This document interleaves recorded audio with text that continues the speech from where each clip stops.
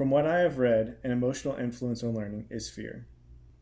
For example, I am training my dog at the moment with a training collar. The beep scares him when it goes off. I make it go off when he chews on things that he's not allowed to be chewing on, such as my kid's toys or his bed or a piece of furniture. Since he is scared of the beep, he will learn that it beeps when he chews on these things. As a result, the action of chewing on things will become less and less as the time goes on until the behavior is stopped. He is learning to predict danger. And his idea of danger is the beep. A basic way of explaining the role of emotions in encoding would be, in a way, manipulation of emotions if you are talking about commercials. You see, encoding happens more when you have an emotional tie to the item or events.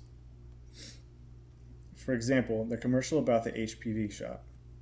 The adult starts off by explaining they have cancer, and as the commercial goes on, the actor gets younger and younger, and then at the end asks if the parent knew about this shot that could have saved them from this.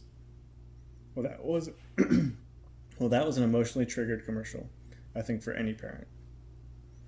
It is easy to remember because it left you thinking emotionally about it if your own child didn't get that shot.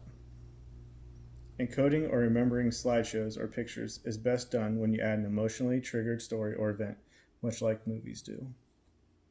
Now, as for retrieving these memories, that's a little different. When we remember things, we can remember more negative or more positive, and it all depends on our mood and our state of mind, and if we are a more positive person or a more negative person. Observational learning is very easy to describe.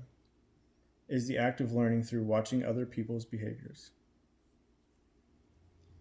The kids in the Bobo doll experiment were actually not allowed toys until after they saw the actions and then given the same doll. They were deprived and then given an aggressive model of how to play with the doll and then given the doll. They were step by step emotionally trained to repeat how they saw their adult role model play with the doll.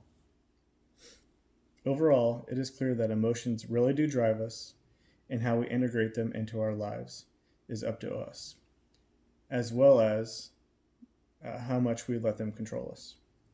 That may seem easier as you are older, but the way you are raised to handle stimuli with your emotions greatly affects us in childhood and adulthood.